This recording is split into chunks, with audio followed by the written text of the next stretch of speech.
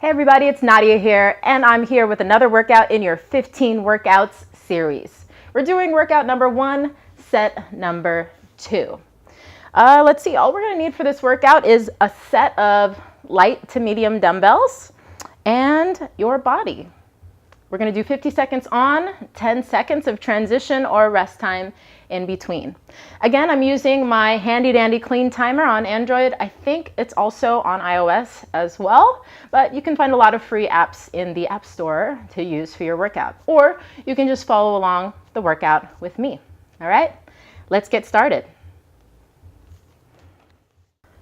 Pick up your weights and let's go. We're gonna send the hands up into the air, and then from here, chest fly. Arms go out to the side, slight bend in the elbows. Bring the hands back together into the center.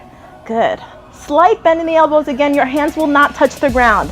For those of you who are very, very bendy, let's prevent those hands from coming down, and that's gonna engage your chest muscles, those pecs, even more, okay? Keep your tummy nice and firm and your feet on the ground the entire time. And of course, let's make sure that you're breathing. Feels so good. Whew. If I start to get breathless during my workout, it's only because I chose the heaviest weights I could for some reason. I've got 15 pounders in hand. 3, 2, 1, and stop. We're gonna put our weights down for the next exercise because we're going into some prone flutter kicks. I want you to turn onto your belly. You're gonna rest your head down, lift your feet up, and I just want you to flutter. Upper body doesn't need to be doing much. So feet are fluttering up and down. Your hips stay grounded, but your glutes are squeezing.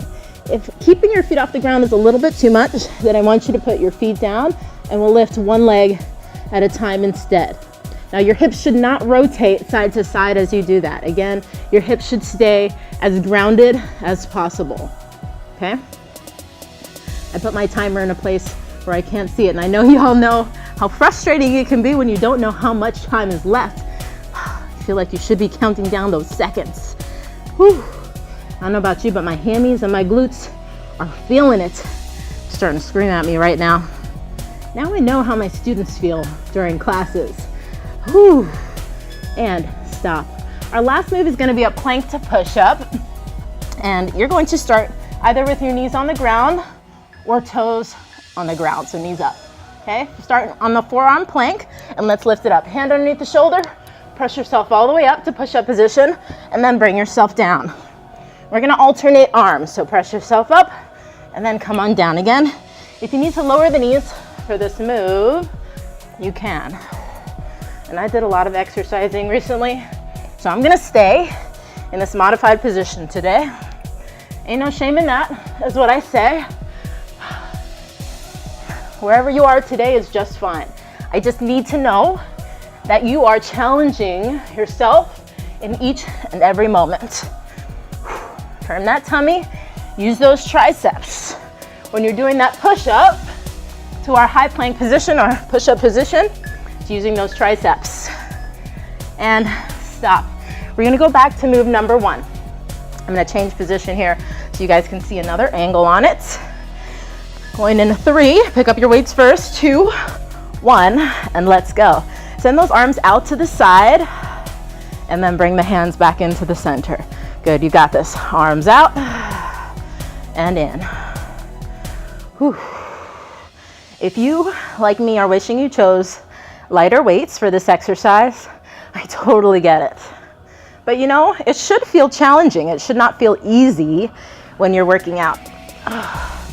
A lot of women, especially, make the mistake of thinking that if it burns too much, that it's too much. But we all know that that's not the case, right? You feel challenged in other areas of your life all the time. At work, by your family, but we learn to take those in stride. So you need to do that during your workout too. All right, stop. Go ahead and gently put those weights down. And again, we're gonna go into those flutters. So turn onto your belly and lift the feet. Let's go.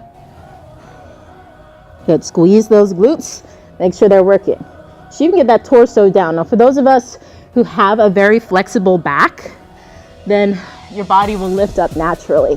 I want you to see if you can really fully engage those glutes as you're holding this position. And remember, our modification was one leg up at a time, okay?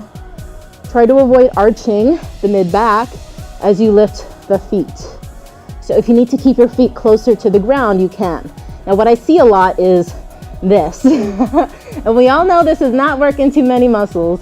So please, long legs, straight legs. Okay, you got this. Whew.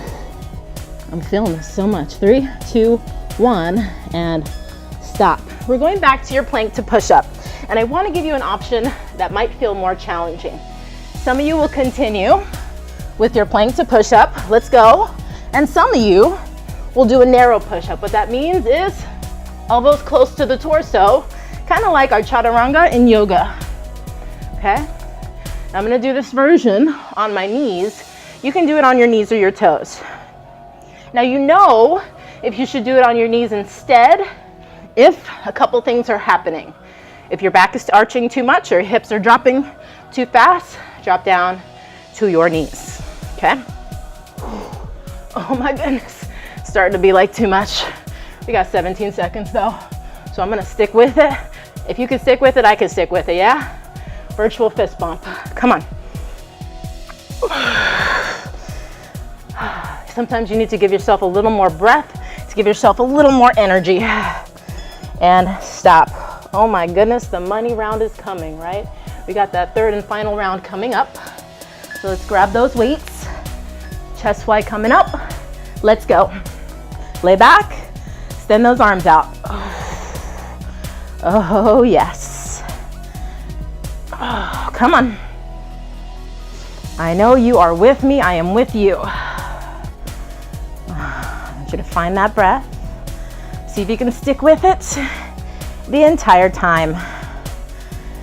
I'm gonna slow it down a little bit because I know my arms are starting to get a little shaky and I didn't bring any extra dumbbells with me. But if you happen to have an extra set of weights, then please, if you need to, lower down. Okay. Gotta breathe.